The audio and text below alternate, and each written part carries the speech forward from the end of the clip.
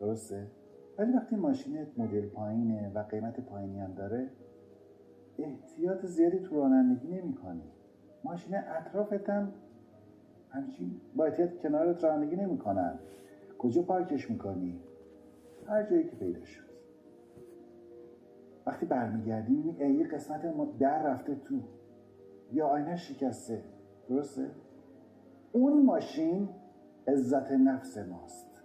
اگر عزت نفس بالایی داشته باشی، با احتیاط و احترام با خودت و مردم برخورد میکنی که آسیب نبینی، عزت نفست خراب نشه و دیگران هم با احترام و احتیاط برخورد میکنن، چون شخصیتت محترم میشه.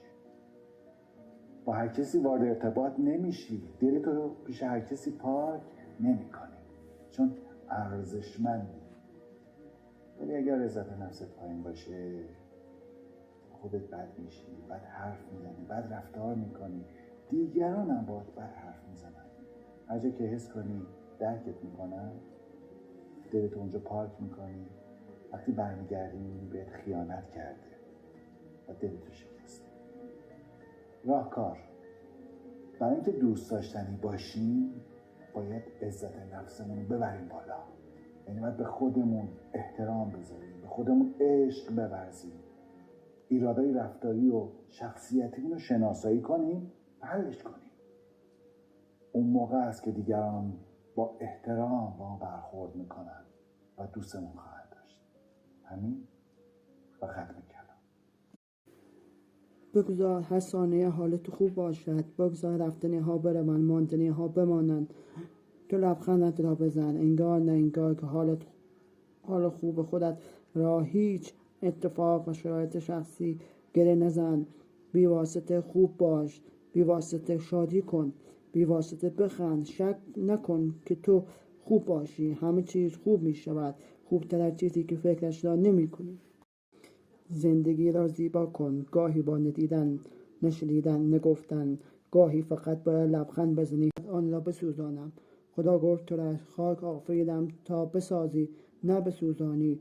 تو را از خاک عنصری بدتر ساختم تا با آب گل شوی، زندگی ببخشی. از خاک آفریدم تا اگر آتشت زدن بازم زندگی کنی، پخته تر شوی، بازم زندگی کنی و پخته تر شوی. با خاک ساختمت تا همراه باد برقصی، تا اگر 1000 بار تو را بازی دادن تو برخیزی، سر برآوری، در قلب دانه های عشق بکاری، رشد دهی، از میوه شیرینی زندگی را دگرگون سازی. پس به خاک بودنت ببال. شکرت عزیزانم، شاد و سلامتن. خدایا شکرت.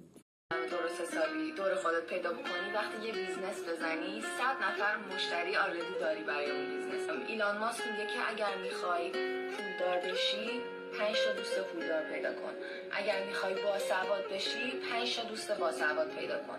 هر چیزی که دوست داری بشی برو اون آدما رو پیدا کن و دور خودت جمع بکن. یادتون باشه هر آدمی که دورتونه در نهایت شما هم به همون آدم تبدیل میشین. پس خیلی روی انتخاب دور و بری و دوستاتون سلیقه به خرج بدین و سعی کنین آدمایی رو دور خودتون جمع کنین که در نهایت یه چیزی به شما تو زندگی یاد بدن. یکی بهتون عشق رو یاد بده، یکی بهتون محبت رو یاد بده، از خودگذشتگی، وفاداری، یه علمی، یه چیزی. پس آدمایی دور خودتون